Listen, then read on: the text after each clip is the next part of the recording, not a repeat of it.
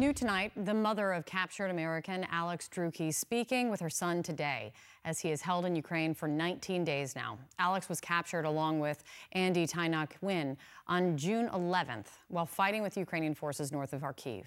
Out front with me now is Bunny Drueke, Alex's mother. Bunny, thank you so much for being here. It's really good to see you. How did Alex sound today? Most of the phone call sounded very businesslike. He had information that he needed to tell me, and then he had a chance to relax a little bit and us talk about his dog. What did he say about his dog this time? I know that seems to be a topic he likes to return to.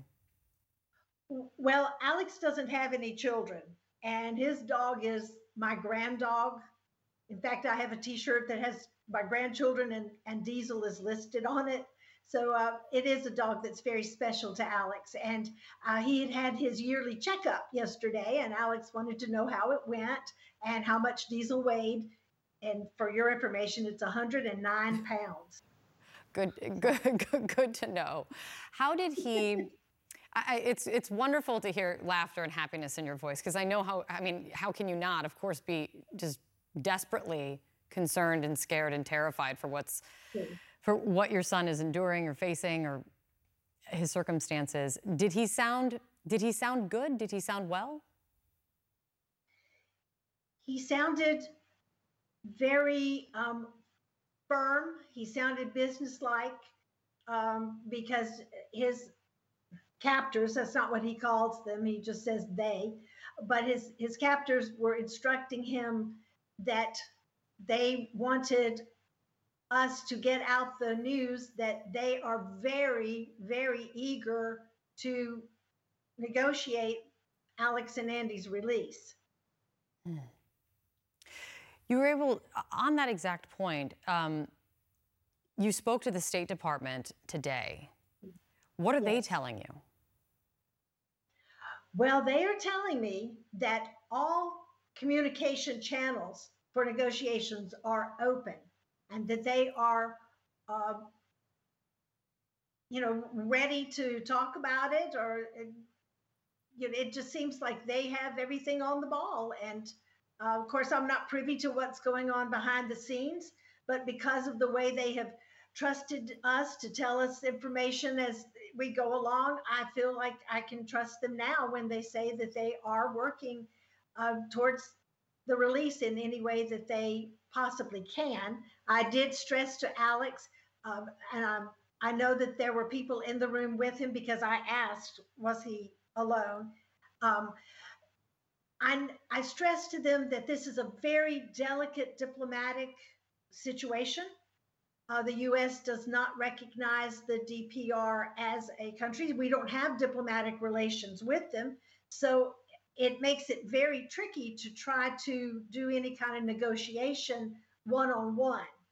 And so, a lot of what Alex and I were talking about was more for the benefit of what his captors needed to understand about our government and how it works.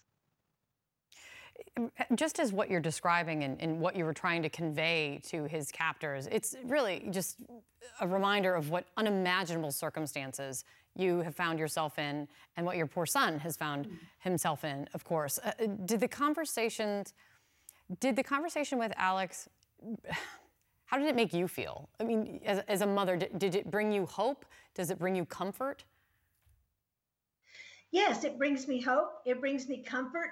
It brings me a bit of torment because I'd rather be talking to him face to face and be able to reach out and touch him and know that he's safe. I also am not sure how free he is to tell me about conditions or how much he might be wanting to shelter me. I have to remember that. So, I still have a lot of questions about it, but overall, it's wonderful to take that phone call and hear his voice. It sounds strong. He is happy to hear my voice, and I have a chance to remind him how much I love him and that I'm doing everything that I can to get he and Andy released safely. No, and him hearing that that resolve and commitment in your voice, I'm sure, means everything to him in this moment. And there's also Andy. I mean, I understand that Alex Yes. can't see Andy because they're both being held in solitary confinement, at least he believes. But Andy has not called his family since they were captured. Was Alex able to tell you anything about that? Does he have a sense of why that is? No, in fact, I was able to tell Alex something about Andy. There are videos that were released. I saw them yesterday. I think that's when they were released. And I said, I saw a video of you and you've cut your hair. And Alex said, yes, he had. And I said, I saw Andy too. How recent was that video? And he said, 2 days ago. And he asked me then, how did Andy look? And I said, Andy looked tired but good. And Alex said, I'm so relieved because he's quite worried about Andy and wanted to make sure that he was okay.